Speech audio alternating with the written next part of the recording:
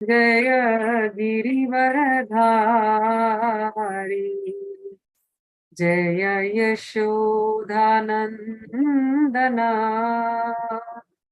जय व्रजजनरञ्जना जय यशोदा नन्दना जय व्रजजनरञ्जना जय यमुनातीरवनचारी जय कुञ्जविहारी जय यमुनातीरवनचारी जय Kunjavihari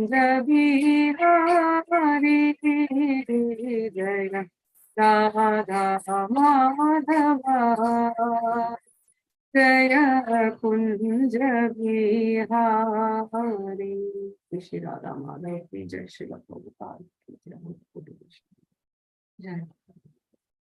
Sing the Krishna Kripa Kataksha Stotram composed by Sri Adi Shankaracharya.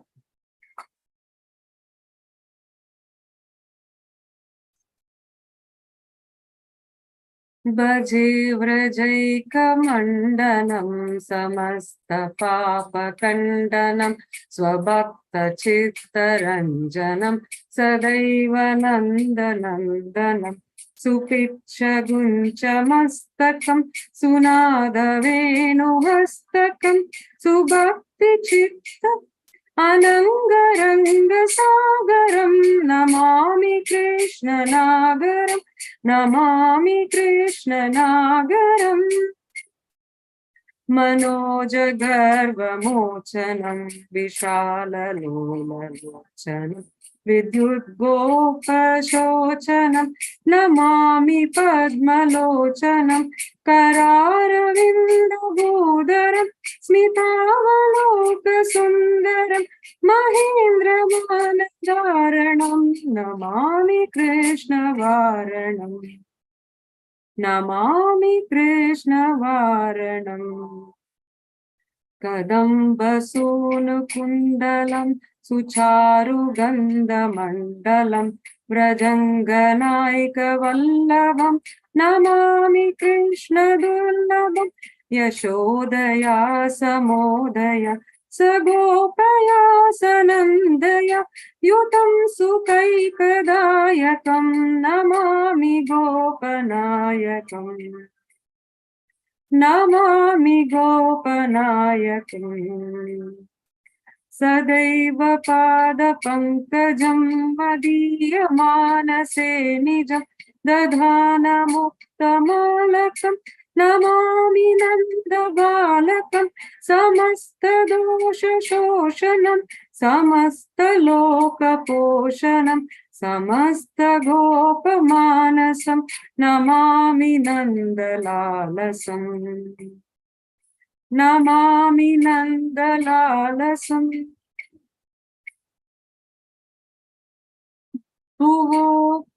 भुवो भरावतारकं भवाब्धिकारणधारकं Yashomati किशोरकं Namami चित्तचोरकं दृगन्तकण्ठभङ्गिनं सदा सदालिसङ्गिनं दिने दिने नवं नवं नमामि नन्दसम्भवं दिने दिने नवं नवं Namami नन्दसम्भवम्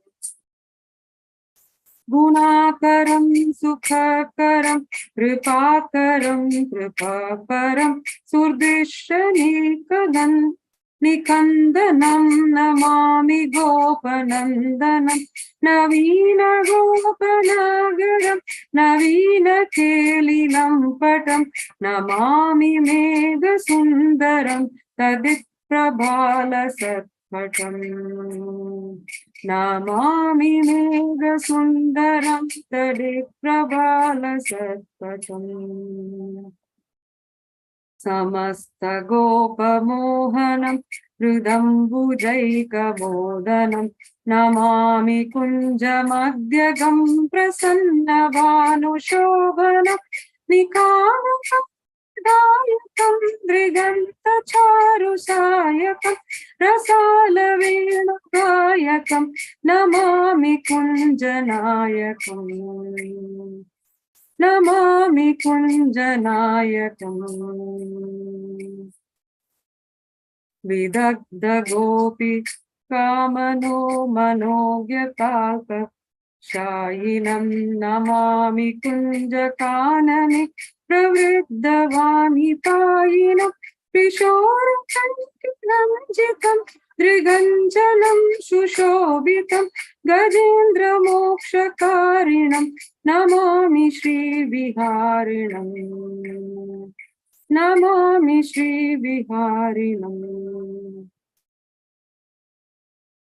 Yada tada yatattattattataiva Krishna sattata Maya sadaiva giyatam tata krita vidiyatam Pramanitam stava dvayam patanti pratarupita Tayeva nandanam milanti bhava santita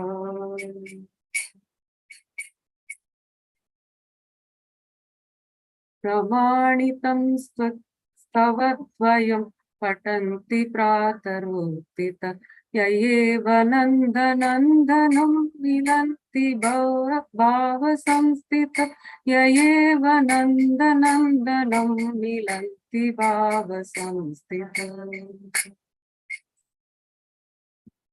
Translation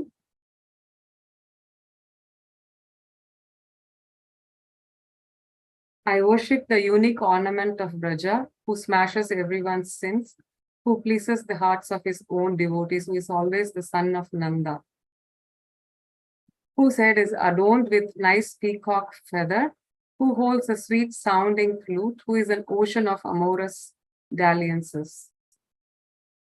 I bow to Krishna the Parmar, who relieves Cupid of his pride, whose forehead bears sandalwood tilak, who is splendorous with nice yellow dress. I bow to him of lotus eyes, who is beautified by lotus hands, who is graced by lovely smiling glances, who curbs the vanity of the king of demigods, who wears kadamba flower earrings that caress his fine and charming cheeks, who is the soul most dear of the residents of Braja. I bow to rarely attained Krishna, who is the reservoir of mercy for Yashoda, whether she is pleased or angry with him. He even tolerated being tied by her, grinding him to a mortar. I bow to Nanda Nandana, who is the fresh young cowherd hero, who is the ocean of fresh sportive pastimes, who is gorgeous like a fresh new rain cloud. I worship the only shelter of Braja. I have forever offered my own mind unto the lotus feet of he who is the dear boy of Nanda and the protector of all his devotees, who is the leader of all the cowherd folk, whose lotus eyes are the sole enchantment. I bow to he who plays flute in the bowers, who is nicely decorated with regal flowers, whose eye corners are splendorously colored, who always associates with virtuous gopis. From day to day, he's newer and newer. I bow to the boy of Nanda, who is the abode of all good qualities, all happiness, all mercy, all auspiciousness.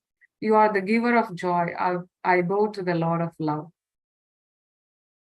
who absorbs everyone's faults, who pleases all the devotees, who remains in all his servants' minds. I bow to Krishna, who is eager for fun, whose eye corners release lovely arrows. I bow to the Lord of love, who bestows excessive amorous desire. I bow to the player of the flute, who delivers souls from the burning material ocean, who is a mere ornament for his ear, who is the dear boy of Mother Yashoda. I bow to the stealer of milk products, who imparts amorous desires to all the hopelessly innocent cowherd girls. I bow to he who increases his devotees' prosperity, who is fond of yogurt, who is prayed to by all souls, who is tinged with the luster of fresh youth, who is made nicely splendorous by his dark eye-lining cosmetics, who is the deliverer of Gajendra, the elephant. One who arises in the morning and recites these two authoritative prayers attains his appropriate mercy by becoming a beautiful girl amongst the assembly of dear gopis, absorbed in the sweetness of the secret forest bors. A post that is cherished even for the goddess of fortune, such a soul certainly meets Nanda Nandana face to face and remains permanently situated in ecstatic loving emotions. Shankaracharya ki jai, Srila Prabhupada ki jai, Ananta Koti Vaishnava ki jai. Thank you.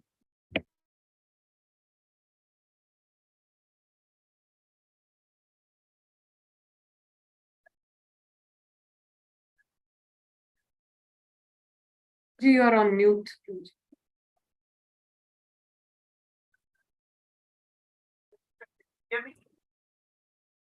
Yes, Prabhuji. Yeah. No, I'm just saying that, as you said, Shankaracharya they composed this. It's so beautiful, really, in the glorification of Krishna. Such rhyming words. It's just wonderful, wonderful composition, and so beautifully sung. Hare Krishna. Please accept my humble obeisances. Oh, Krishna Prabhupada.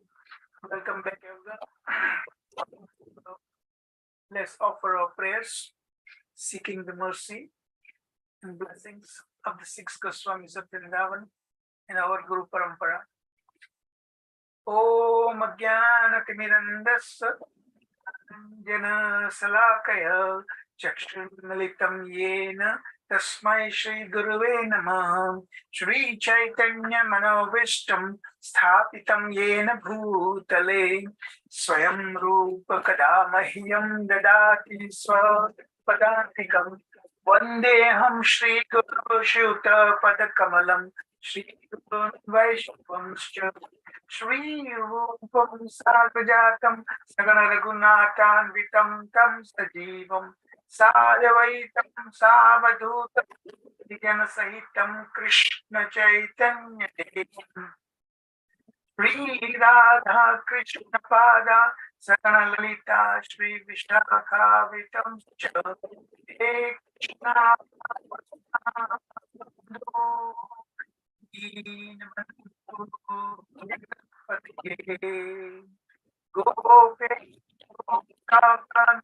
Radha Kanta Namastute Tapta Kanchana Gauran Radhe Vrindavaneshwari Vishabhanu Sute Devi Pranamami Hari Priye Mancha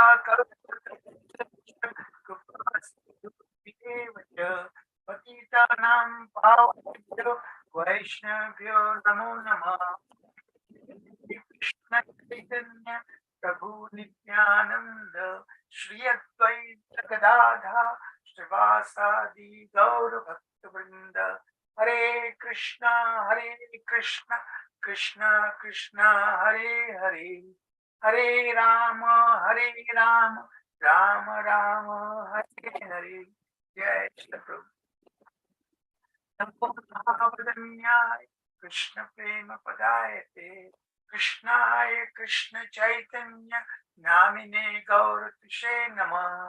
O most beneficent incarnation, you are Krishna himself, appearing as Shri Krishna Chaitanya Mahaprabhu. You have assumed the golden complexion of Srimati Radharani and are widely distributing pure love of Krishna. We offer respectful obeisances unto you. Krishna Varnam Tisha Krishnam Sangapangostra Parshadam Yagnai Sankirtana Prayer Yajanti Su Medasa. In the age of Kali, intelligent persons perform congregation chanting to worship God who constantly sings the names of Krishna. Although his complexion is not blackish, he is Krishna himself. He is accompanied by his social servants, weapons, and confidential companions. Nana Sastra Vicharnai Kanipunau Shadadharma Samstapakau Lokanam Hitakarinau Tripuvane Manyau Shkarnipranau Radha Krishna Padaravinda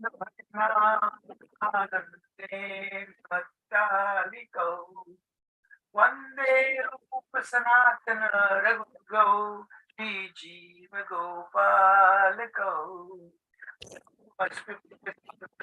Goswamis of Vrindavan, namely Shri Rupa Goswami, Shri Sanatana Goswami, Shri Raghunath Goswami, Shri Raghunath Das Goswami, Shri Jiva Goswami, and Shri Gopal Bhatta Goswami, who are very expert in scrutinizing and studying all the revealed scriptures with the aim of establishing eternal religious principles for the benefit of all humanity. Thus, they are honored all over the three worlds and are worth taking shelter of because they are absorbed in the mood of the gopis and are engaged in the transcendental loving service of Shri Radha and Krishna. Om Namo Bhagavate Vasudevaya. Om Namo Bhagavate Vasudevaya. Om Namo Bhagavate Vasudevaya.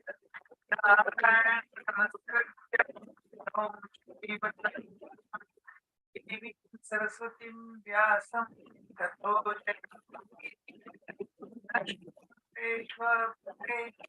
Nityam Bhagavata Sevaya Bhagavati Uttama Shloke Bhaktir Bhavati Naishtaki Hare Krishna Krishna Krishna Hare Hare Hare Rama Rama Hare Hare Jai Shri Prabhupada Jai Shri Govinda Maharaj. Again, please accept my humble obeisances. All with Shri Prabhupada. Welcome back. So now today we did lesson 7, the final part of it, and now we will do lesson 8. And again, we are going to hear some wonderful debate actually. But before I do lesson 8, let's hear the recap of lesson 7 that we did before. Haribol.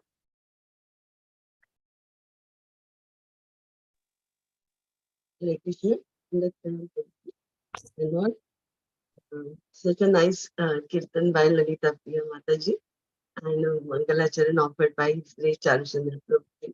So today we are going for lesson 8. So we'll go for a recap of lesson 7, which His Grace Charuchandra Prabhuji covered yesterday from Sri Jaiva Dharma. So my voice is not proper, but I will try my best. So it is that how Vaishnav Das Babaji he becomes a devotee to Lord, and getting these news, so many people tried to inquire, and amongst one was Devidas. So here, lesson 7, it talks about the philosophical dialogue between Devidas and Sri Vaishnav Das Babaji. So the questions, so the lesson 7 is about Vaidhi Bhakti is Nitya Dharma. It was part 2, so we have studied. So here Devidas asked the questions to, Babaji asked the questions to Devidas. Have you studied the scriptures sincerely? So what was your conclusion while studying the scriptures? And what is the nature of impersonal liberation? So answering to this, Devidas says to Babaji that so he has studied Nyaya Shastra as well as Smriti Shastra, faithfully carried out his prescribed duties, but with very great difficulty he could sought for impersonal liberation. So again, he says that so Nyaya Shastra, according to Nyaya Shastra, Brahman and individual soul, they are eternally distinct, and there is no possibility to renounce everything and attain impersonal liberation. So as per the references he had gone through, he's saying. So he also says that according to Vedanta philosophy, liberation is defined as understanding that the individual soul and the supreme, they are not different. Hence, the impersonal liberation is clearly possible. Then Devidas says that, why did you abandon the desire for impersonal liberation? So Babaji says that For many long years, for about 15 years, he had studied Shankaracharya's philosophy, version of Vedanta, and then accepted sannyasa.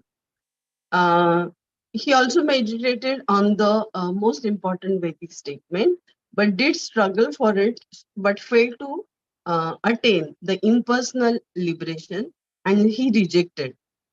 So then Devidas asked to Babaji Maharaj, why did you think these books were foolish? So, and how can others do it for him? How can others understand his heart? So Devidas says he had never studied Vedanta, realizing that Babaji was honest and he will mercifully teach him. Then Devidas asks, am I qualified to study Vedanta? If yes, please teach the Vaishnava version to me. So here he is aspiring to get Vaishnava philosophy with the touch of Babaji. So Babaji says that you know Sanskrit well. So you may easily study Vedanta by yourself because he's busy in chanting and he doesn't get opportunity to teach. But he says that he prescribed Sarvabhaum Bhattacharya's version on Shankaracharya's Bhashya, and he will get it from Sri Kavi Karnapur and he will give it to him. So then he pleaded, his son, Devidas' son, he pleaded his father to kindly return to Shantipur so as to see his mother, who was a saintly person. And he says that, Devidas, so he will not return home, but he said, you can visit me. So then his son asked, we are not Vaishnavas, or uh, but we are all servants of the Lord. Okay, we do not dishonor the holy names. But I'm always ready to serve also to Vaishnava guests. We are not Vaishnavas or what? So then answering to his son's question, he says that if you think your activities are same as those of Vaishnavas, then you're not a Vaishnava, because he says that you still follow Naimitic Dharma and not Vaishnava Dharma. You still subscribe smart Brahman philosophy. And as we know, Vaishnava renounces temporary material duties and they are not on material platform. So um, your dharma is temporary. So Prabhuji also explained about water. So the eternal dharma of water, it is in liquid state. And similarly, Vaishnava dharma is eternal one, and the rest they are temporary. So he then asks, Navada Bhakti activities, they are mixed with materialism. So how then it can be eternal? So, answering to this question, Babaji Lahiri Mahasaya says that the devotees always strive for highest goal of life, and they do not have material motives. They are Isha bhaktars. So, Navada Bhakti is, so even though it is mixed with materialism, but still it is eternal. So, then he says how Navada Bhakti activities, they are mixed with materialism, but still it is not material, but it is eternal. Okay, answering to this, Larry Marshall says that there are two classes of human beings: one, unintelligent, and next, intelligent. So unintelligent people, they are not, they are obviously busy in material things, but intelligent people, they do have highest goal of life. The second category, that is intelligent people. So there are again three groups, we can say. So the first one, they are devotees. The second, they are impersonalists. And third one, they are Ashtanga yogis. So about devotees, yes, we know well how they uh, do follow the devotional service, and they do feel that their servant dasanudas, in that bhava, they do perform their seva and offer prayers to Lord Krishna.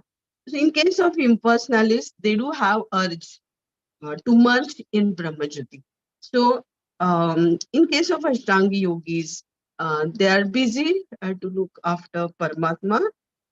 So that is a localized version. They are engaged in Karma Kanda as well as in mystic pause.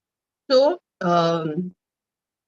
Supreme Personality of Godhead, as we know, is eternal, and the worshippers of Shiva, Durga, Ganesha, and Surya, they are the followers of Gyanakanda.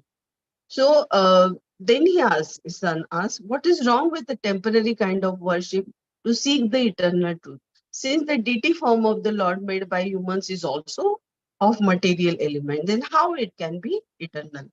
Then he answers to the question that Lord is Satchit Ananda. The worship of Vaishnava is eternal. Lord is Satchit Ananda and devotees follow Bhakti Yoga. So Lord mercifully accepts our service. So in answering to this, he clears that the deity form of the devotees worship, it is in Bhakti Yoga and it is the most supreme uh, state of life. Then there was a meeting of uh, Kazi and Babaji. Okay, so in that, Kazi asked the few question and discussion there was similar kind of discussion and the difference between the teaching of Holy Quran and Sri Chaitanya, it was discussed. So it was in discussion with Devidas, his son, Shambhunath and Lahiri Mashi. So in a discussion, a descendant of Chand Kazi also had come over there, and everyone honorably receives Babaji. And the few questions to which Kazi also responded for this Muslim philosophy, we can say, as per Quran and the books of the Sufis. Then, so there was a philosophical dialogue and question answer session. So in that, the idea of liberation, it was asked. So in that case, the terms like we came across for the ideas of liberation. So they do call root for the soul and say that it is eternal. Prabhuji also said that that philosophy is also quite similar.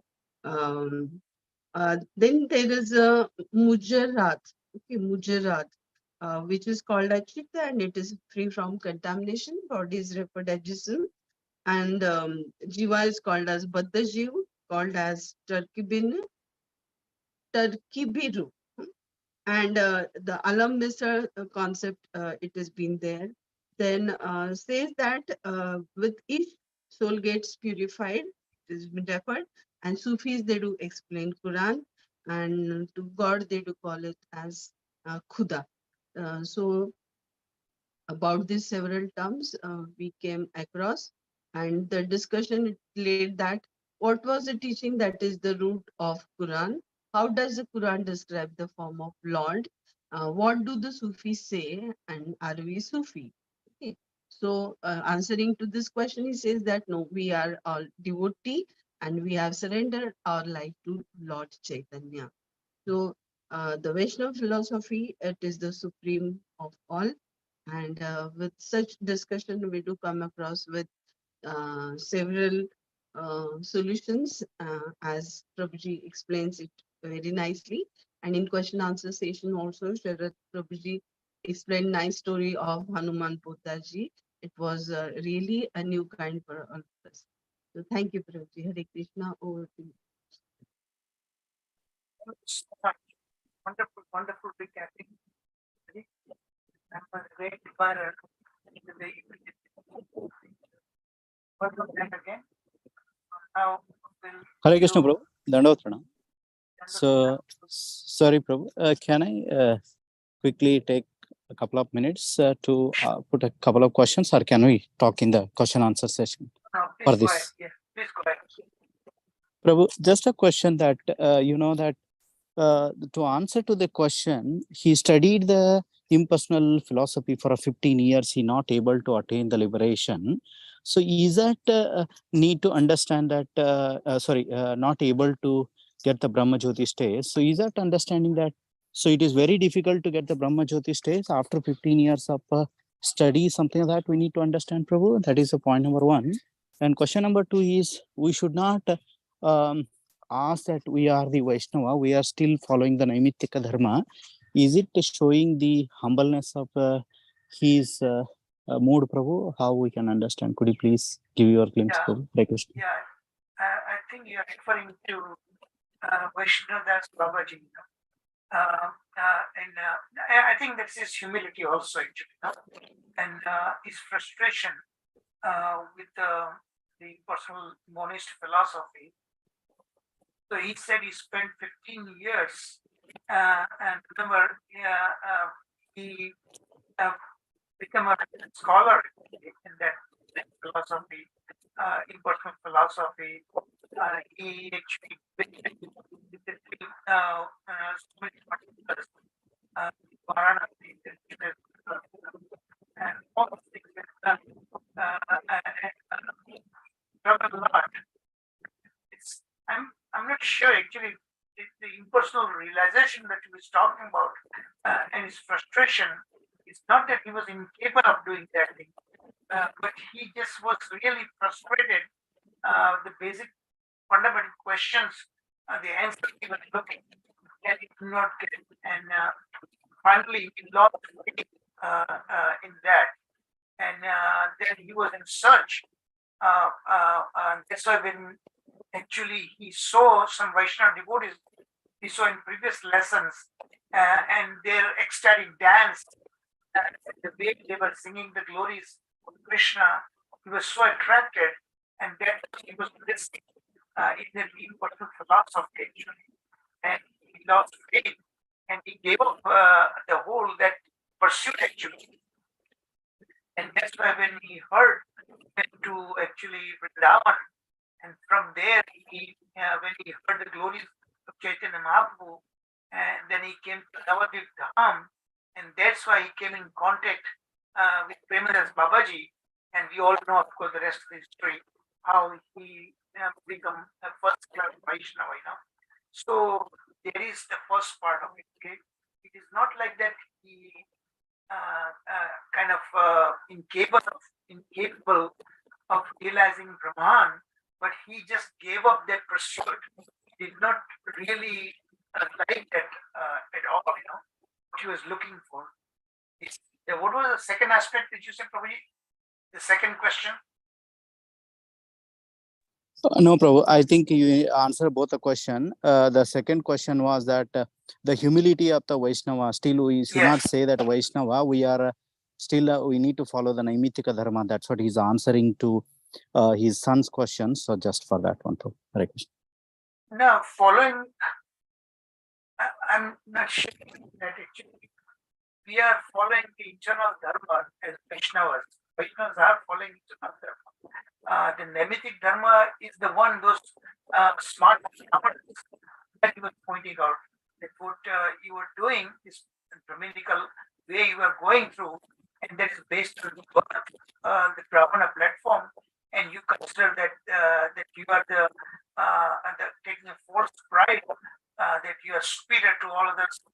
That is where he pointed out Vaishnava Dharma is even above the Brahmana. That's what he was pointing out. But he was a really very, very humble person, the great humility he presented himself, actually. That is what the point. Any other point you want Thank to you, Prabhu. bring it up? Any other point you want to bring it up? Thank you. Thank you. So now, in lesson 8, and I was really amazed actually by this Devi Das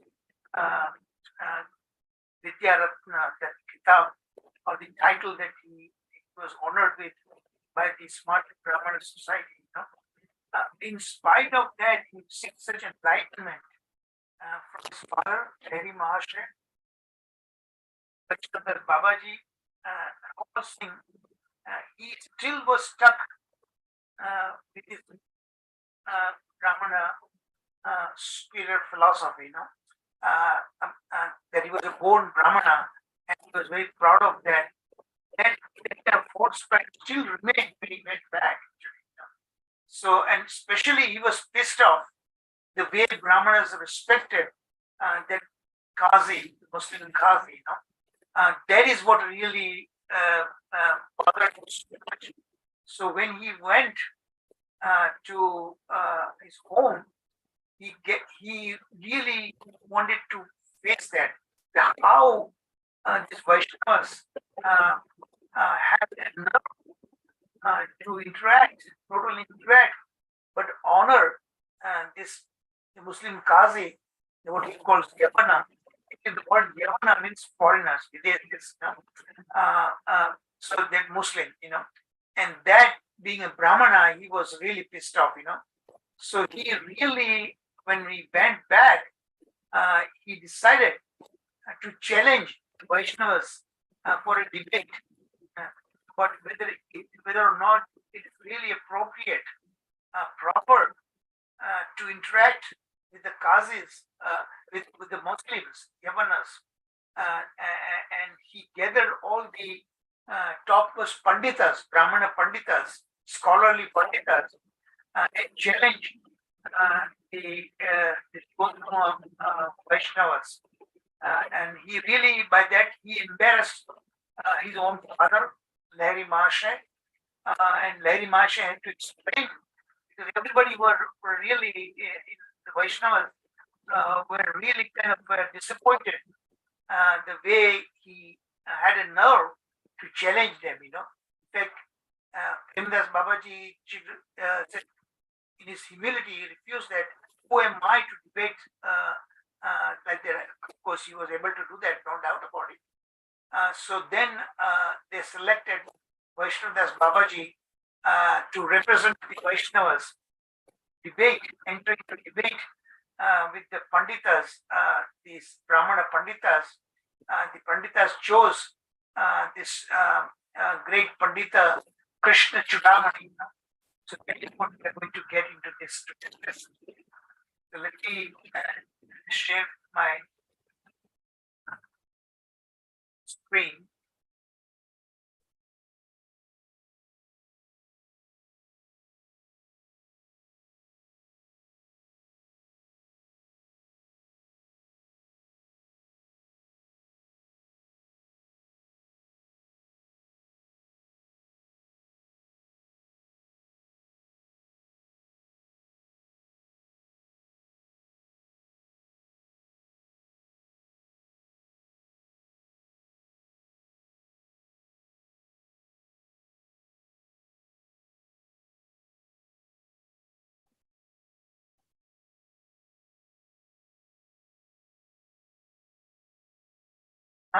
Everybody can see my screen? Yes, Prabhuji. Yes, good. So now we are going to focus on lesson 8 and 9. And yes, we have to see that because of what I told you, the highlight of this lesson 8 and 9. The debate that we are going to hear now. So there are really only two themes. Basically, the whole chapter is on this debate. And this particular slide, how this Devidas Vidyaratna, who is still stuck his faith and conviction in the supremacy of Brahmana, just like in the United States, this racist white supremacy, same way here. This Devidas is of that opinion that the Brahmanas are the Shrestha or the best, and that is by birth. Unless until you are born Brahmana, you take birth in a Brahmana family, there's no way you can attain liberation. What to speak about the spiritual pursuit, he's of that opinion, based on caste-based philosophy, and based on birth. So that kind of mindset, he was steadfastly attached to it. So now, as I told you, he gathered all the Panditas, and that's what I in this slide. The great debate ensued. He forced upon such a debate, and Vaishnavas are very, very humble people. They don't want to get that kind of challenge like that. But nonetheless, they were faced. They had to defend that. Here, the Brahmanas could understand the spiritual goal of life. They of their opinion. Spiritual goal only the Brahmanas can understand. Without first taking birth in a Brahmana family, no one can attain liberation. Okay, and he became disgusted upon hearing the conversation the Vaishnavas had with the Chand Kazi's descendant. Even though previously he was enlightened by his father and figured out how it was wrong about that, about the Brahmana different birth and so like that. Also, I was enlightened by Vaishnadas Babaji also.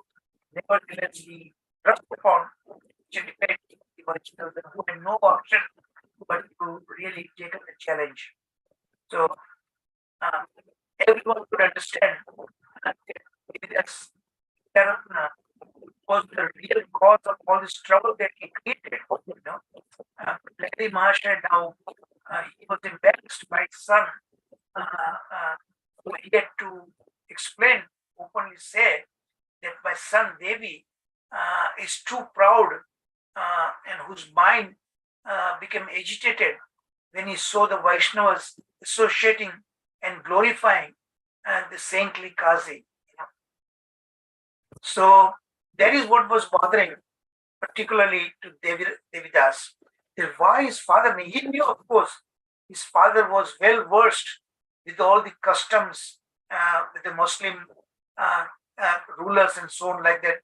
And his father was scholarly about the Arabic and the Persian language and all these things, But yet, what was bothering him is this: why does his father respect the Yavanas? Yavanas mean the Muslims or the foreigners. In that assembly, why did Vaishnavadas Babaji, even he criticized Vaishnavadas Babaji also, he had that nerve, and Premandas Babaji too, everyone he criticized, shows so much respect to the Yavanas, whose contaminating touch, see the typical Brahmanas actually, in those times, even if they accidentally get touched by the Muslims, they immediately take bath actually, so that kind of they had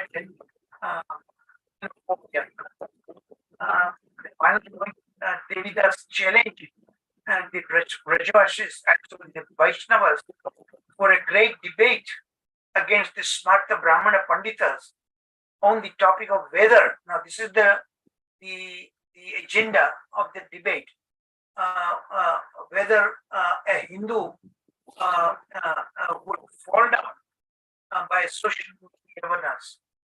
That was his debate that he forced.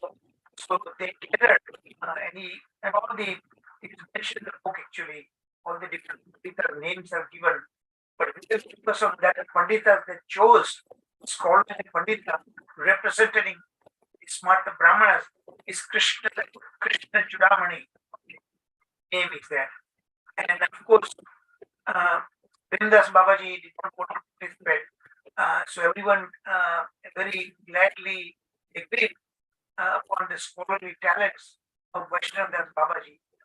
And Babaji was well versed in the mindset of the smart Brahmanas. So they thought he is the most appropriate person. This is what I the whole lesson 8 and 9 is all about this particular debate that's going to take place now. It's a scholarly debate. How Babaji methodically, point by point, he answered all the questions put forward by this Krishna Chudamani. Chudamani was a kind of very abrasive personality actually.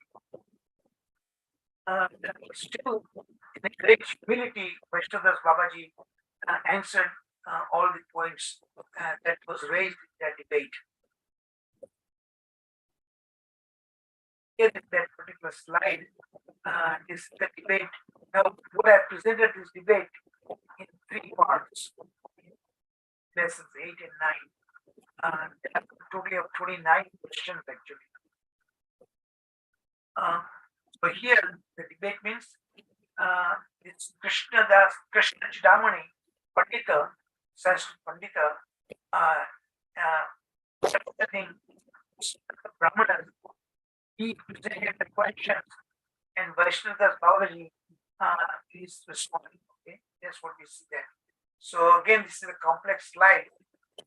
Focus left, right. Okay. What's the right one? Question 1 through 4, and then the left portion, question 5 through 9. Okay, and look at the questions.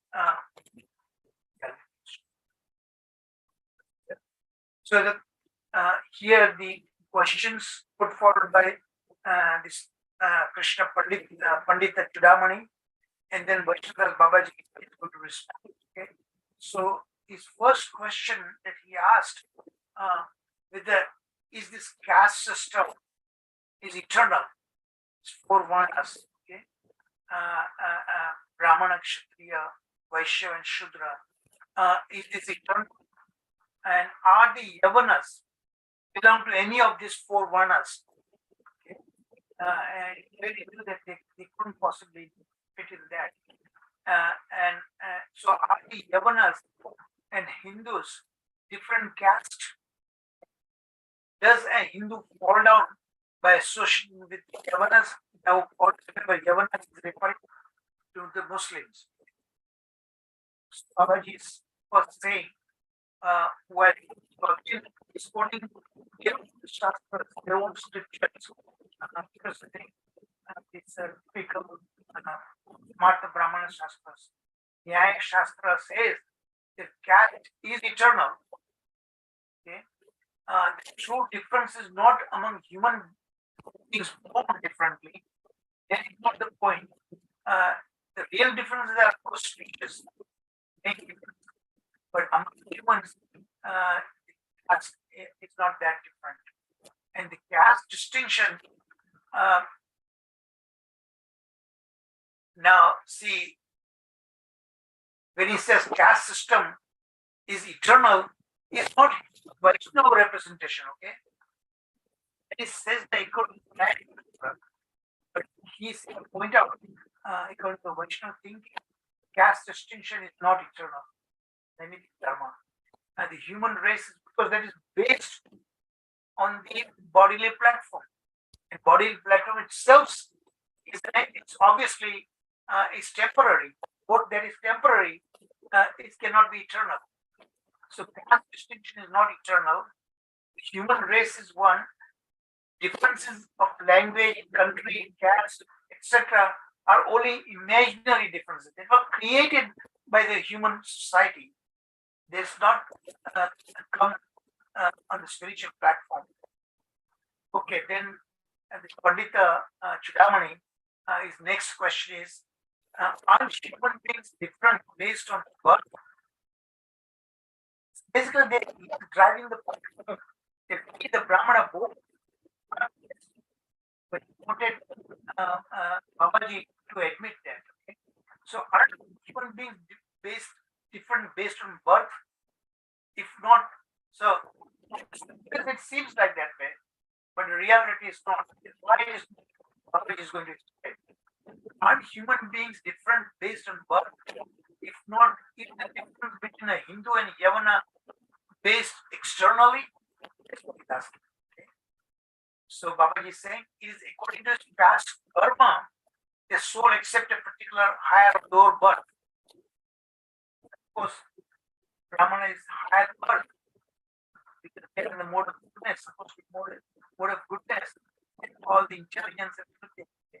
Vedic studies and everything, they do that. So when you are done past, to get that the pious karmas done previously. So based on pious karmas, you get a higher birth or lower birth, depending on that. soul accept a higher or a lower birth. So according to they perform different kinds of work. So the kind of work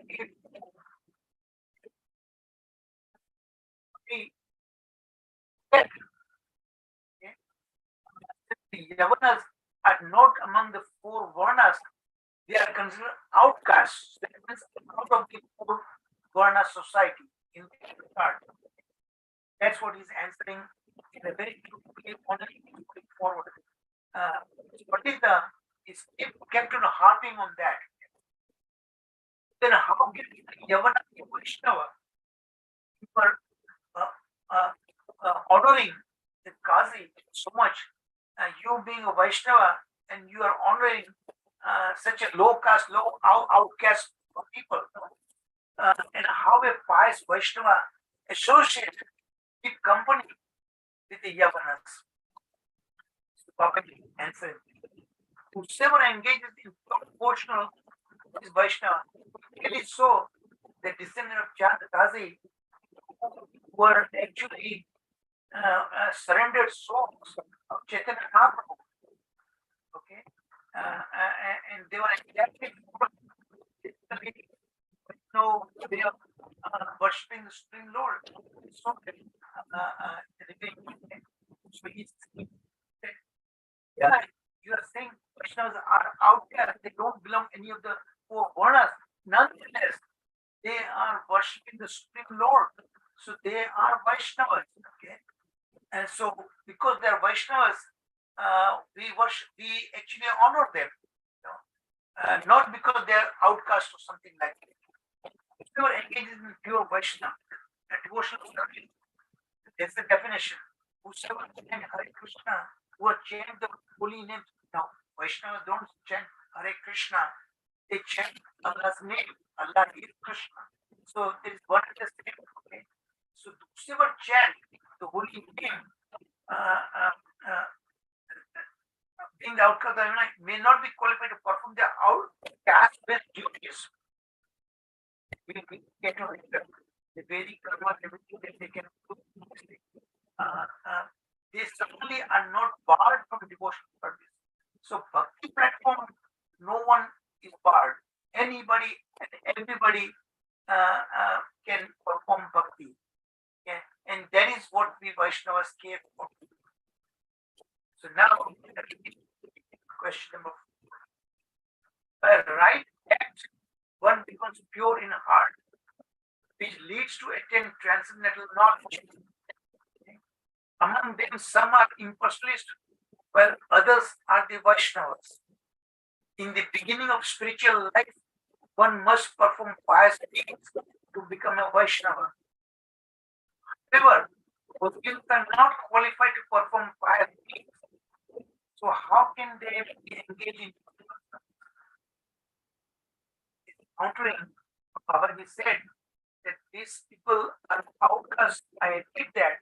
Nonetheless, because they are engaged in chanting the holy name and thus engaged in devotional service, that is what why we honor them. So he's saying that, and he said you already admitted by pious deeds you get a particular birth, higher or lower birth. You know? And they are not like that. They cannot be they could have conducted pious deeds in their previous lives. That is the reason why they were born in the lower caste, the outcast people. So how they could be engaged in devotional service? That is not proper. So Babaji also giving a detailed response. Listen very carefully.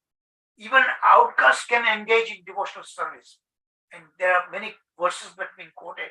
Some of them I will show you that in Srimad Bhagavatam and so many different scriptures, Krishna himself says that those who perform devotional service, getting my name and glorify, doesn't matter what caste they belong to. Those who take, so here the verse straight from Bhagavad Gita, okay? Those who take shelter in me, Krishna says, though they may be of lower birth, such as women, Vaishyas, Shudras, etc., may still approach the supreme destination. This is the supreme authority. Krishna himself says that. Then another scriptural reference. I just said the page number. Okay. Either a Brahmana, Kshatriya, Vaishya, Shudra, or even the outcast. A person is most exalted if he is engaged in devotional service. That is what we aim for that. Babaji says. There's another quote. O king, O dog eater, a dog eater who is devoted to Lord Vishnu is better than even a Brahmana. A sannyasi who is not devoted to Lord Vishnu is also inferior to such dog eater devotee. That successfully countered the objection of the spirit protector. I forgot to tell you, before the debate started, the question whether debate should be in Sanskrit. This is scholarly based on Shastra, and both personalities, Babaji and this Pandita, they're great scholar in Sanskrit. That's the reason why was challenged, but the Pandita did not want to do that. He wanted to do it in Bengal. She argued that I don't feel comfortable in debating in Sanskrit because we are in Bengal. We should do it in Bengali. Babaji wanted to do it in Sanskrit, but then because all the Vaishnavas said, let us honor what this Pandita is saying, it was decided to do it in this Bengali. Okay. Now, how can that be? They came by birth. So Yavanas and outcast people, okay? Prabhuji, Don't. Prabhuji, your voice is breaking. We are not able to hear clearly. And it is happening with many devotees. Yes, Prabhuji. This is a breaking in between. Video of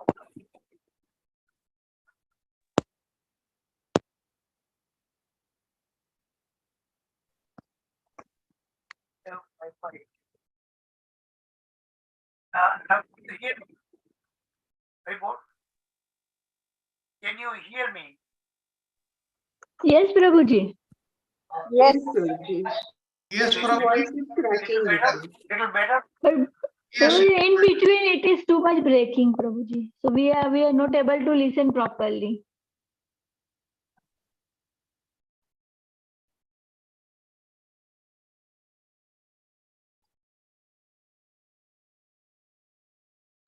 પ્રભુજી તમારો Mike નજીક રાખો કાતો એવું હશે તો. Oh, I see. This was not look closer. Thank you, Akshay Mataji. Now it is Now proper. can you? I'm sorry. Yes, yes. Yeah. So question number 5, how can the defect being a lower birth of these Yavanas that is attained at birth by birth be removed by any means other than another birth? So this Pandita is saying that you must be born in a higher caste, okay? And these people are not born. So based on birth, again, he's arguing that.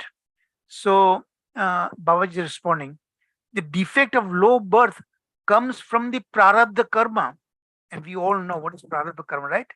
The previous karmas that is already fructified that we are suffering or enjoying is prarabdha karma. And then there's the aprarabdha karma that we have committed some acts, but we are not yet, that it's not yet fructified. And then that is one which is a kuta form, and then another one is a bija form. But one who is doing chanting, one who is performing bhakti, devotional service, all these prarabdha, aprarabdha, kuta, and bija forms are nullified. So that's what Babaji is saying. All the defect or low birth comes from this prarabdha karma. But when one chants the holy name, those karmic reactions are completely nullified. Very powerful argument. Merely by hearing now again, every time he says, he quotes relevant verses from Srimad Bhagavatam and other scriptures. So Bhagavatam verses, okay? Merely by hearing the holy name, of your worship only once, even Chandalas, completely outcast, men of the lowest class are freed from all material contamination. So he nullifies that Pandita was saying that in order to get that, you have to take birth again in the higher caste. He said, no, not necessarily. Even the outcast people, Chandalas, but even they chant the holy name, they are completely purified of all the prarabdha karmas. Their low birth prarabdha is completely purified. So, okay, then Pandit is counteracting. How come then an outcast who chants the holy name is not qualified to perform yagyas and all other Vedic rituals? And that's a fact, actually. So Babaji is saying the various activities of devotional service are immeasurably better, higher than performance of Vedic yagyas.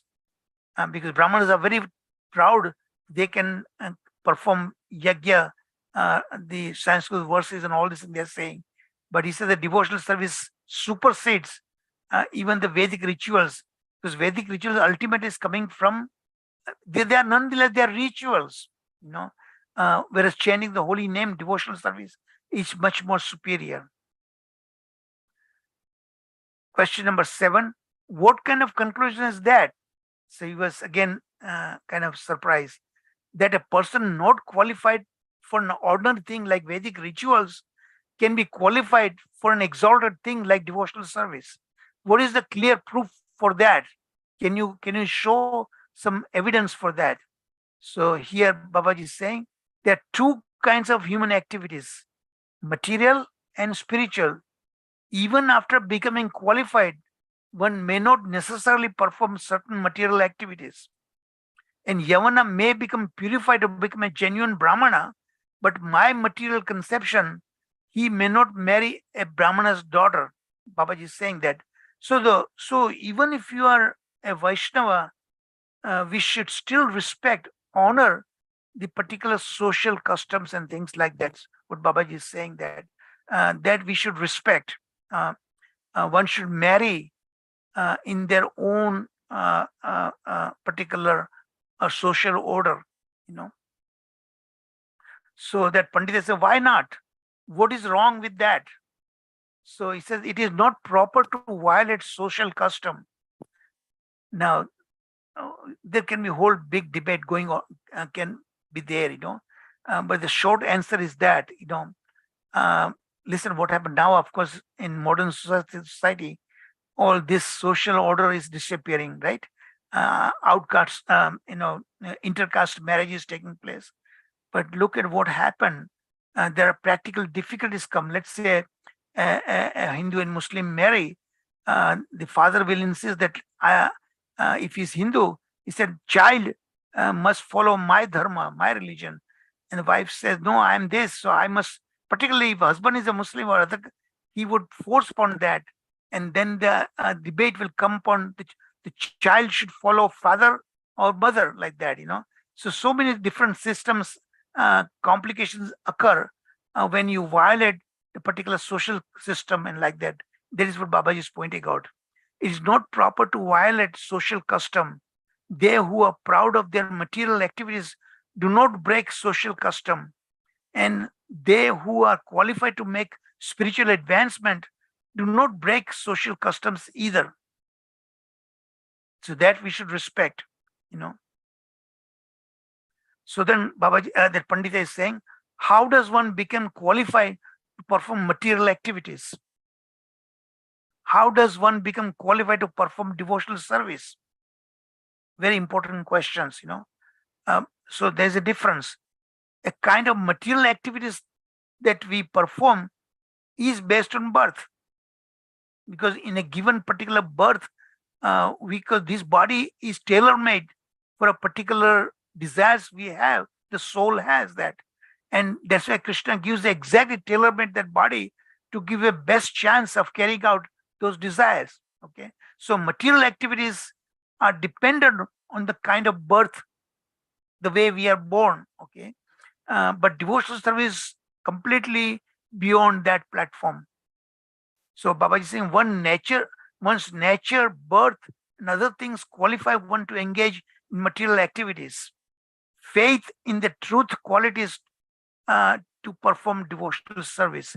So again, the question of faith comes. Okay. Now, um, let me a little bit digress here. The hypothesis that I developed that just because the particular way we are born, we doesn't need to remain that way. We can change even that by engaging in devotional service. The environment plays a role, and we can completely change, because they say just because Krishna also says abhijatasya, that one we are born with it, and that can be changed by bhakti process, but there is a little digression. Okay. But I'm just saying the environment also plays a role. And just because we have a particular DNA, we don't have to remain that way. The environment modulates how particular genes that we inherited, the readout of the genes. Okay. So now, see here, Babaji is pointing out, because the question was asked by Pandita, how is this particular material activities are controlled by a particular way we are born, a particular kind of body that we have inherited from our parents. Okay, so if you are born in Brahmana, they are naturally peacefulness, self-control, austerity, purity, satisfaction, tolerance, honesty, and devotion to the Supreme Person of Godhead, compassion, truthfulness. All these things are natural if you are born in a Brahmana body. Okay, Kshatriya, they are given that particular body because they have to fight the wars. They have to kill people. Okay, so they have to have that kind of passion. So they must have power, administrative power, strength, determination, heroism, tolerance, generosity, perseverance, gravity, service to the Brahmanas and leadership. Those are natural. Those who are, except those who are acquired a Kshatriya body. Vaishya, their religiousness, their charity, because they make money. Vaishyas, business community. Faith, so they support the other classes. Humility, they have eagerness to become wealthy, making money. And the Shudras are the working class of people. They serve to the upper caste of people, cows and demigods. Being satisfied with whatever is one's situation in life, Shudras are satisfied. Whereas the outcast people, notice there, impurity, untruthfulness, theft, atheism, senseless quarreling, anger, lust. But just because we are born in a particular way, we don't have to remain that way. If you perform bhakti process, Krishna purifies from within, okay, and transgress those negative elements of our personality. So a person's natural inclination and abilities to learn different skills are to some extent determined by birth. That means that is whatever in our genes, manifesting from childhood. However, there are many factors other than birth. I told you this is a scientific fact. The environment does play a role on our genes. Okay, environment. How does it play? The epigenetic mechanism. That means they don't alter the DNA itself, but they alter the way we read the genes. The body, the cells read that genes. That is what they're changed depending on a particular environment that we live in. So one should examine both the nature and qualities. Okay, so it's time to take a break.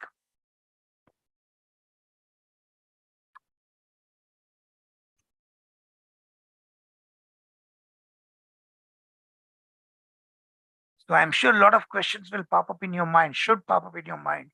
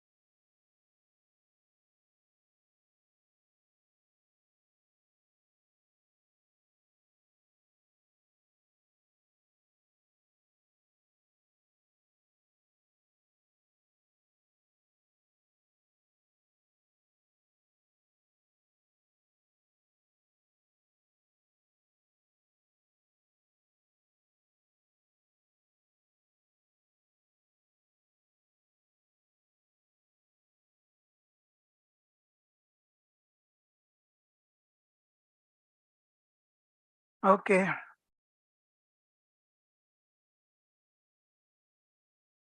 So again, this is a complex slide, and now we'll go more questions. So again, I'm going to focus in 3 segments. Question 10. What is this now?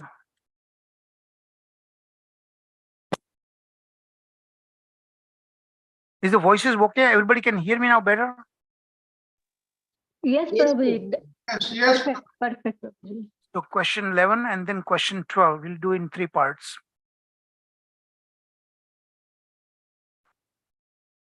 So here's question 10. What did you mean when you said faith in the truth? So Babaji is explaining, when a person has in his heart a faith and trust in the Supreme Personal Godhead, that is called faith in truthfully. And of course, there's Madhurya Kadambini, right? Adau Shraddha. One must have particular faith to engage in devotional service. A materialistic person with an impure heart has a false conception of the Supreme Personality of Godhead. He is selfish, proud, and eager for fame. Unless you counter that, it's very difficult to develop faith in devotional service. Then faith is not sincere. So saintly persons characterize sincere faith that follows a particular scriptural teachings. So you must have faith in the scriptures.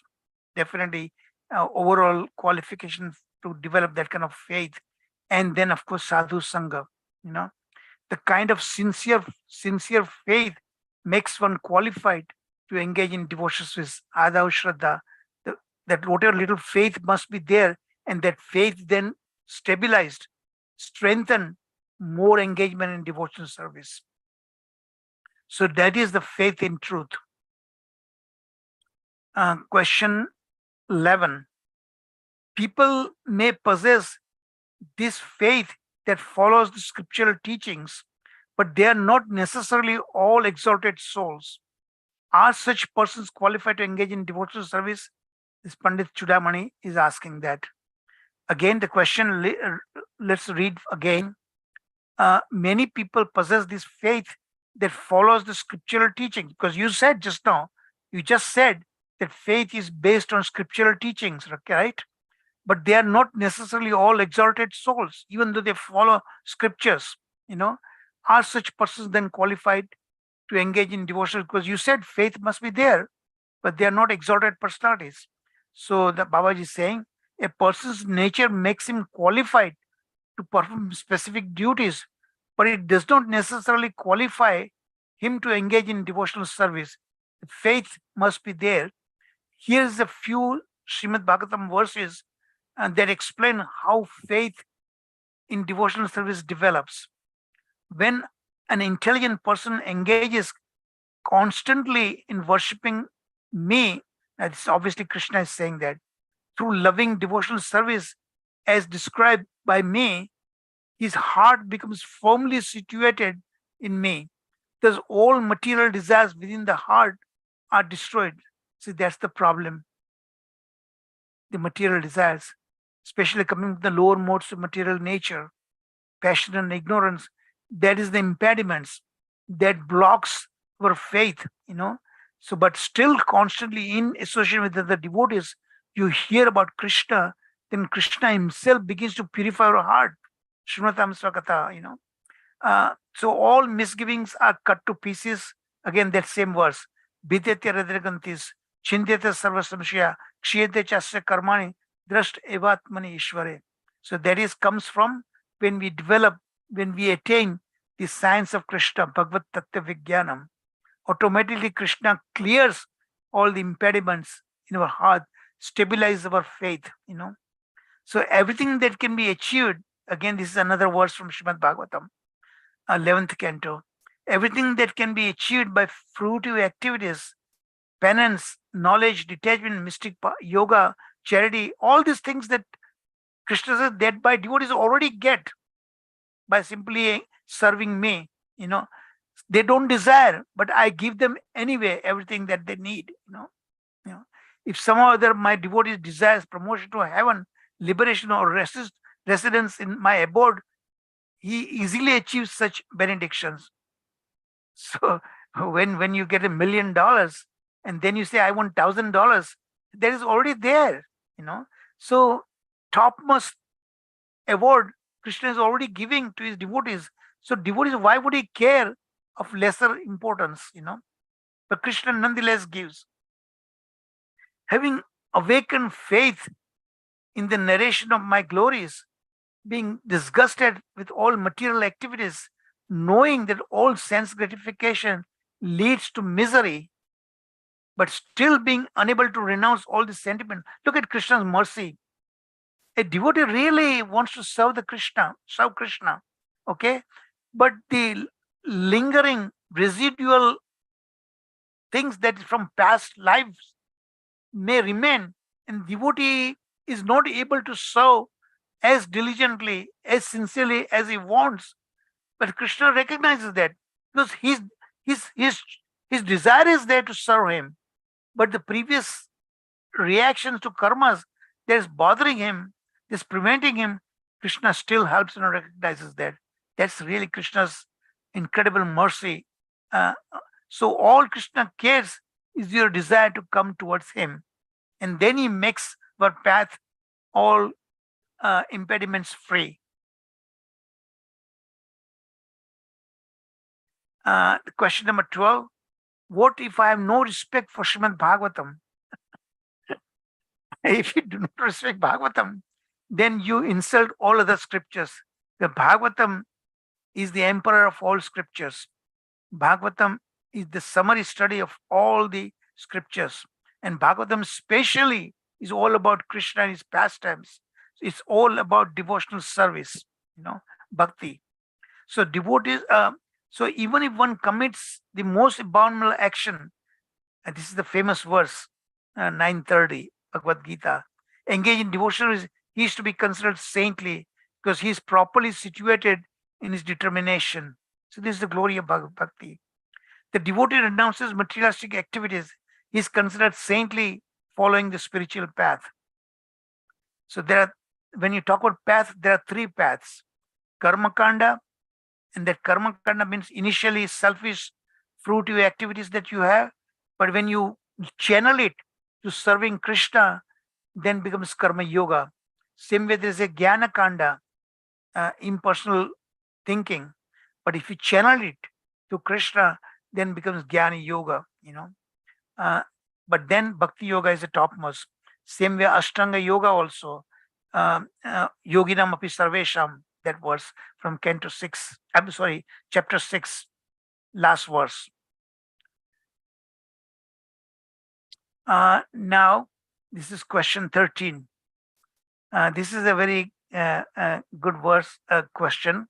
My scripture says, so this is Pandit is saying, his scriptures, that means the Smarta Brahmana scriptures, said my scriptures that Brahminical birth, by taking a birth in a Brahmana family and chanting Gayatri mantra and performing other like duties, I will gradually attain transcendental knowledge and eventually liberation. So how does faith arise there in that situation? I see that Bhagavad Gita and Srimad Bhagavatam teach that faith leads to devotional service. That's what you just said, that by following the scriptures, the faith develops, and that leads to ultimately devotional service. So please explain what the soul must do to attain that kind of faith. So now this is a very important instructions for all of us. The scriptures conclude, A, faith is the soul's eternal nature. B, varnashram and all other duties manifest as the soul's temporary nature. So what this Pandita is proud of being born in Brahmana, it's just a temporary nature. Only faith can make one understand. Therefore, one should pray, oh Master, oh, I wish to know about faith, Chandogya Upanishad. Some philosophers define faith as trust in the Vedic injunctions and the spiritual master. In my sampradaya, Babaji is saying, that is Vaishnava sampradaya, faith is a specific activity performed in the heart. The heart must be purified. Remember Navada Bhakti, Madhurya Kandambini? You have to prepare the heart, just like you have to till the ground so that the seed you plant is able to germinate and produce the first two leaves, like that. So you have to prepare the heart properly to let that faith, which is in the embryonic stage, develop. Okay. It leads to engagement in then devotional service. It is different from the other means of spiritual advancement. This is again a particular shastra. Now, this is how do you surrender? This is the teachings of Srila Bhaktivinoda Thakur. Actually, there are 6 divisions of surrendering process.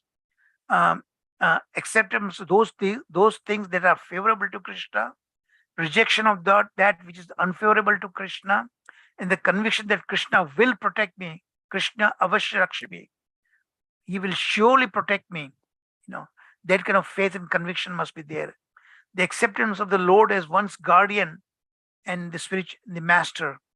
Full surrender, utter humility, dainya bhav must be there. So these are the 6 factors in the surrendering process. This is from Hari Bhakta Vilas.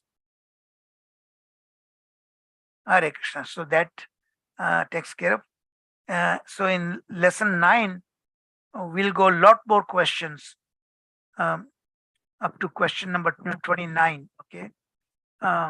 So I'll stop here and see there are some questions, comments. Hare Krishna.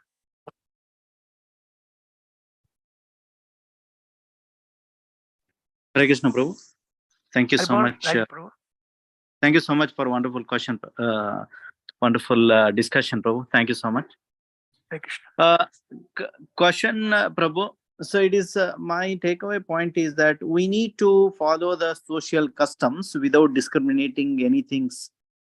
Can I take this way, Prabhu? That is one question I have. And secondly, you have given the qualities of the each Brahmana, Kshatriya, Vaishya, Sudra.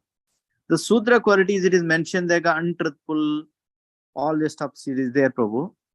But if you take a Bhagavad Gita statement, if you follow your own Varna and Ashrama, so you will be elevated. If the Shudra is in untruthful and not obedience to his work, then how the Shudra is elevating to the Vaishya and Kshatriya and Brahmana, Prabhu? How we can understand this one? Please. Now, that what you mentioned, but one should remain in one's own Varna and Ashrama and not try to imitate other, because your body is not suitable for that. The kind of body that we inherited, it's meant for that particular qualities develop. So you cannot imitate other varnas and ashramas. That is what the true understanding of that. Understand? Now, yes, when you are correct. You talk about Shudra. Shudra is supposed to help, work, serve all the previous varnas, Brahmana, Kshatriya, and Vaishya. Okay, they are obedient by nature, very obedient, because of low intelligence and everything like that. So Shudra, he cannot artificially imitate that he is a Brahmana. Okay, but the overriding factor here that you seem to be missing, is that when one is engaged in devotional service, that supersedes all the defects of Varna system. When you come to a bhakti platform, that supersedes all the negative elements of these 4 Varnas. But here, I think the point that you raised, it's difficult to understand why Babaji is saying, and that is what Krishna also says there actually, why we should not violate the social order, because the human society cannot work in a rational manner, coherent manner, because that is the reason why Krishna created these 4 varnas and ashrama, this varnashram system in the human society, to work it coherently, without disturbing elements. That is what I just gave you an example that intercaste marriages, why it is discouraged, because there are practical problems developed later on, especially when the children are born. If the husband and wife of a different religion, different caste, let's say somebody is Christian and marrying a Hindu, when the children come, then there is a constant argument between the couple.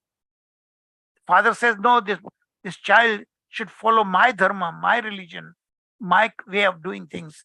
Wife says, no, not like that. Particularly if wife is a devotee and husband is not a devotee, I've seen real life problem issues develop, because obviously mother wants to develop her child in Krishna conscious activities, and husband would prevent that. In fact, I've known actually some examples. A divorce takes place ultimately, and the father prevented that mother to have a custody of the child. That kind of a very painful situation can develop if you violate system. So that is the reason why it's proper not to violate the social order. But in the modern world, particularly the varnashram system is not there. So best way is to really follow and engage in devotional service and let Krishna handle the situation. Those who are unfortunately placed in that kind of dilemma. So that is the reason to prevent. You should marry in your own varnas and system, social order, to have a peaceful life. Otherwise, these kind of thorny issues develop.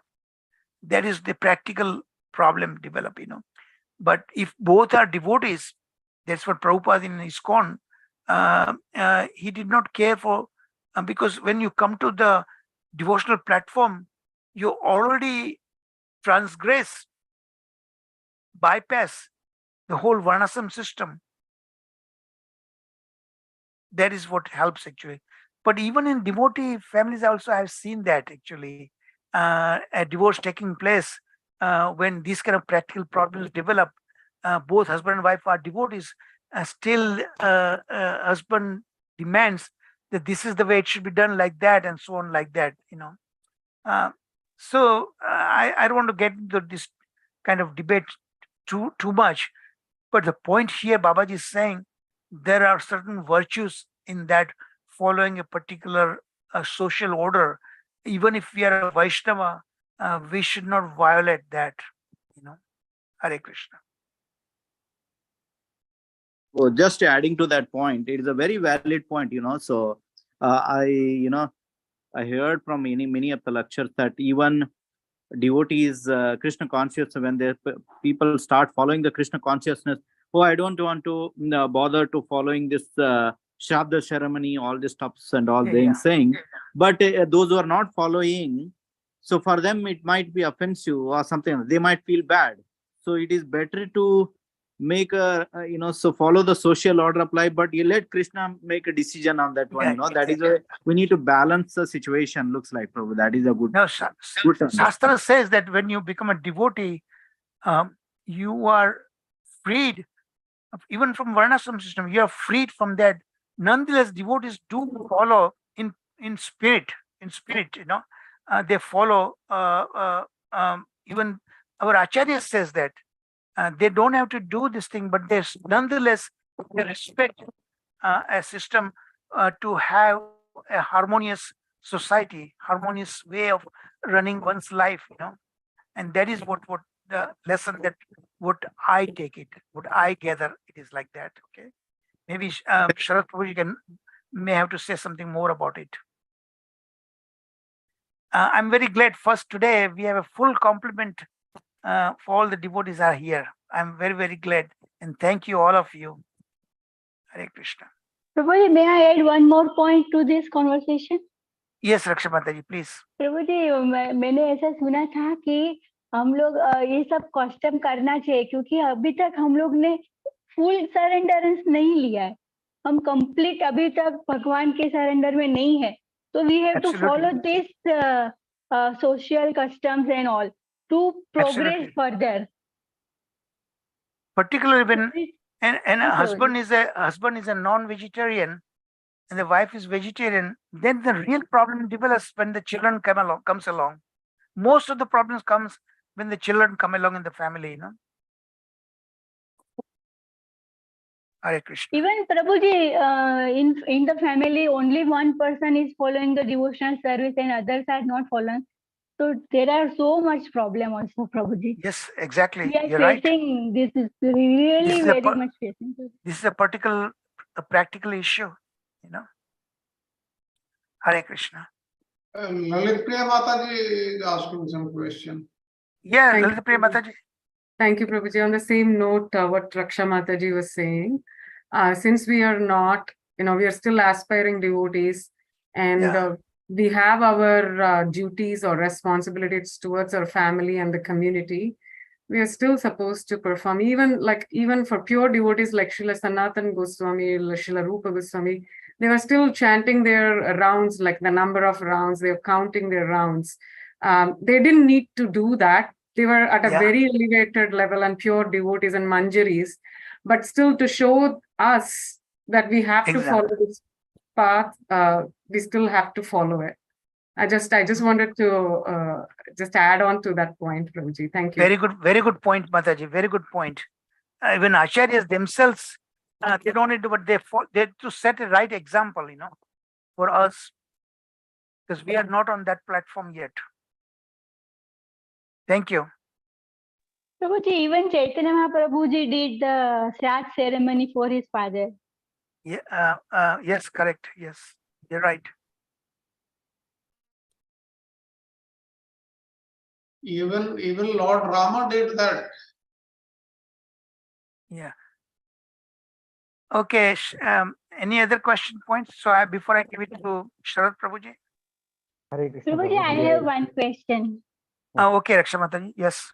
तो प्रभु जी जितना भी हमने ये सुना कि मुस्लिम में भी जो बताया गया इंस्ट्रक्शन जो है तो हिंदू में भी है, सब सारे रिलीजन में जितने भी इंस्ट्रक्शन बताई गई है तो वो सब तो उसका सब जो फॉलो करते फॉलोवर्स है वो सब उसका उल्टा ही करते हैं।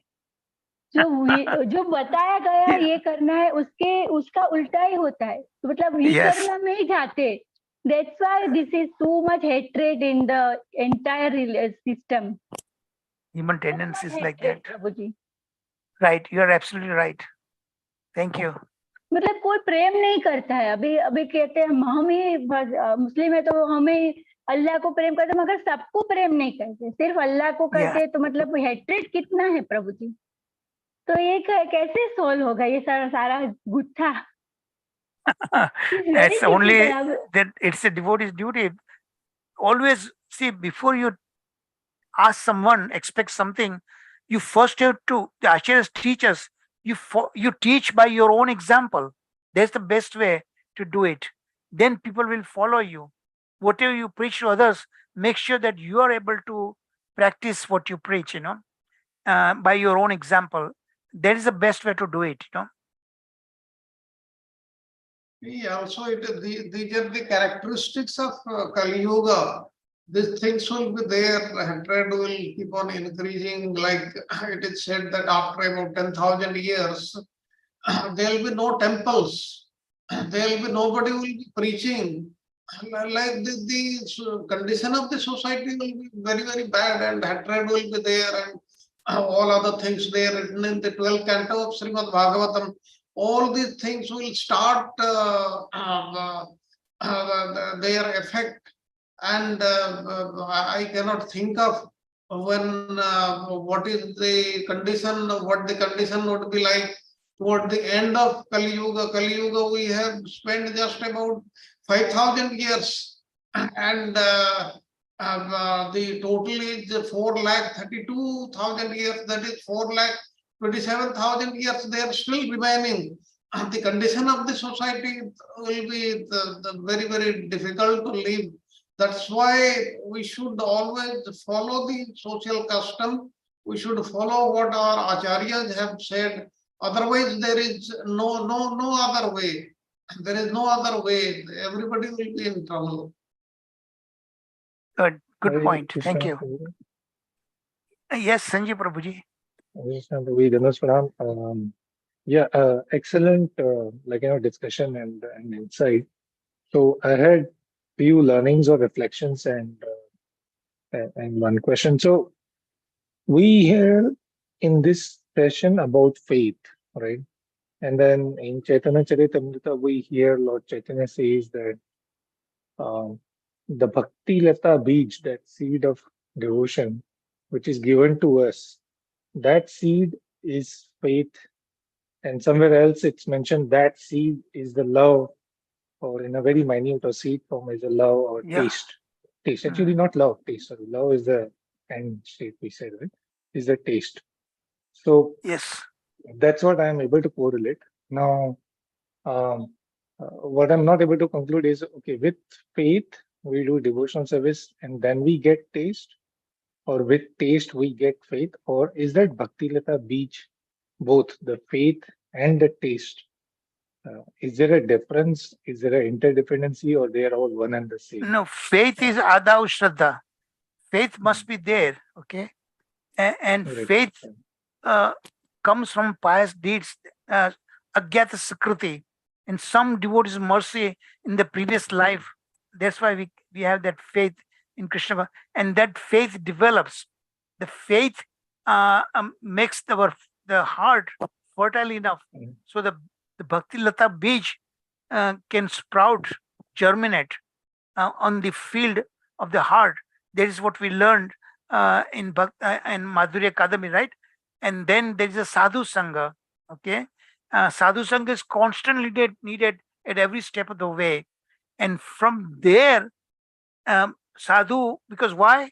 Sadhu puts us, engages on bhajana kriya, devotional service. Okay, and that is like fertilizer.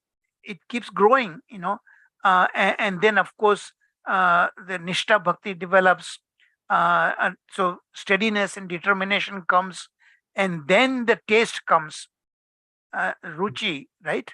Correct. And then ruchi Right. follows asakti, great attachment, and then ultimately you come to this bhava bhakti platform. All the ecstatic symptoms develop in that. So very nicely, scientifically, logically explained by Srila Vishwanath Chakravarti Thakur in his Madhurya Kadamini, that we just completed that course before we embarked on this Jaiva Dharma. And we are going to get involved in Jaiva Dharma a lot more has yet to come. This is just the beginning. Excellent, excellent. Thank you, Prabhu. Thank you, So Sanjeev Prabhuji. faith, Thank you. faith is the beginning, and then Yes, it exactly. evolves to taste, and then And we ruchi just and taste. and we are learning in these lessons how faith develops and how you can promote development of faith. That is what we are learning. So yes, and I really it was good learning to see that how independent is this faith from our. I mean, we have read it earlier also, but it just more. It strikes very clear here that this particular faith is independent of our caste, creed, birth, Yes, exactly. the Brahman, non-Brahman. So that's amazing. That's the real mercy, Prabhu. Yeah. Thank you. Thank you, Prabhu. Thank you. Yeah, Prabhuji, Hare Krishna Prabhuji. So, Yeah. many times we use the words mind and heart. Are they same or are they different? Because sometimes the mind should be, purified. Sometimes the heart should be purified. Does it meaning the same or different? Heart and mind are very intimately related to each other, and there is always a struggle. The mind has the intelligence also, right? Component. So mind says, most of the time mind goes north, heart goes south, because heart responds to emotions, feelings. The mind thinks, intelligence, this ought to be done this way, this ought not to be done this way, but the heart says completely opposite. I had that constant struggle in my case also, when I wanted to do these things and all these things. So you have to remember, and that is why we have to follow the teachings of Chaitanya Mahaprabhu, how to balance mind and heart. So they both have a tendency to take us in opposite direction. So mind is linked with And basically nothing in discrimination. this life, nothing is black and white. Nothing is black and white. You have to balance all negative elements and positive elements in our sadhana stage. You have to balance all these things, you know. So, But Prabhuji, this is how, yeah. So, to understand the mind, as you mentioned very clearly, mind has a component of intelligence, because again, intelligence is discrimination. What is the right, yeah, what is the wrong? Basically. exactly. So when any thought comes, is it right or wrong? Then you think of it is a function of mind, and when heart, that means emotions you are talking about. Yeah. Are we connected with emotions? Sometimes it's difficult to understand the difference between them, but emotions are required in the bhakti. Otherwise, it's a speculation. Now it's Exactly. only Because the words, right? we serve Krishna through our emotion, and the With- faith is in the heart. Actually, faith takes root in our heart. Okay. Okay, thank you, Hare Prabhuji. Krishna. Thank you. Thank you. Okay, Sharad Prabhuji, you have final few minutes. Thank you, Prabhuji. We are talking about the social customs. Yes, we spoke about Chaitanya Mahaprabhu, we spoke about Lord Rama, all that is there. And even in today's world, like this example I had given you, when the ISKCON temple in Vrindavan, this was inaugurated, that means the ceremony was done, both in the Vaishnava system and in the Karmakanda system, which is given in the Vedas, both these procedures were followed.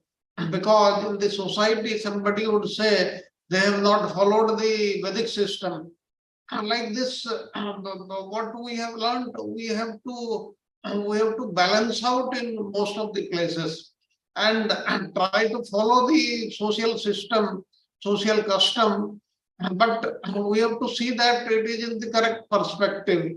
It is not interfering, or it is not opposing our Vaishnava method or Vaishnava philosophy.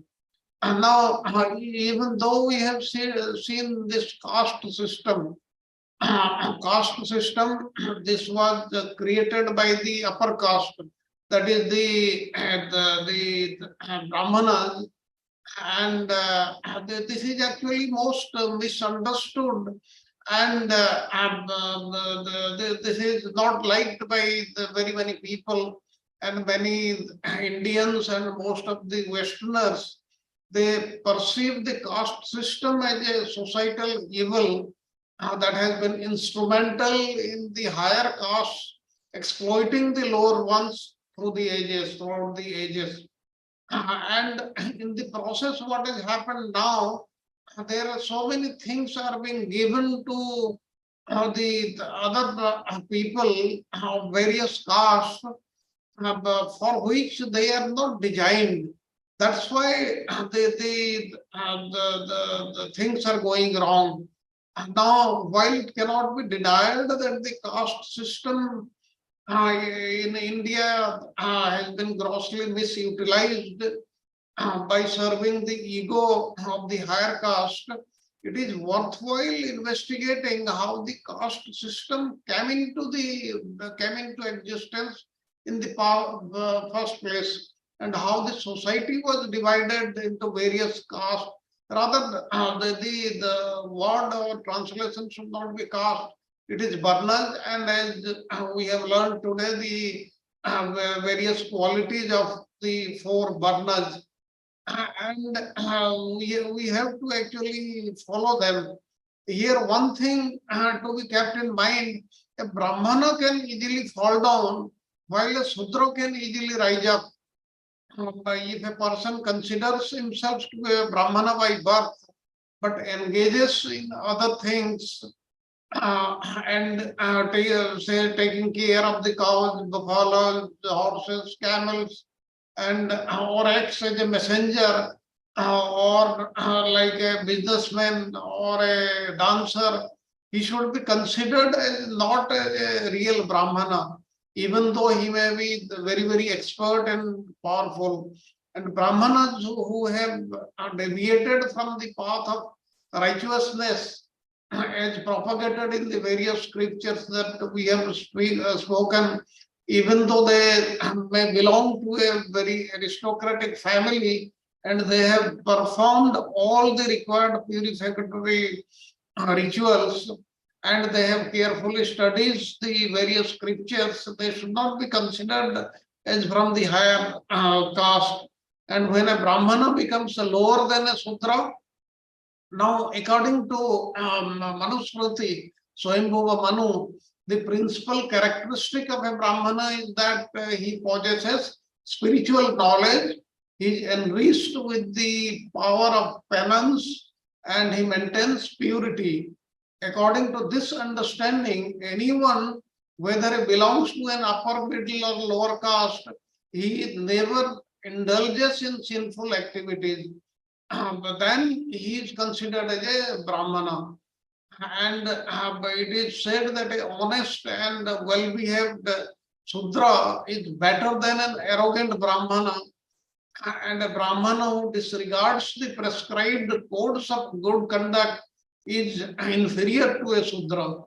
A Sudra who does not keep wine in his shop or in his house is called an honest Sudra.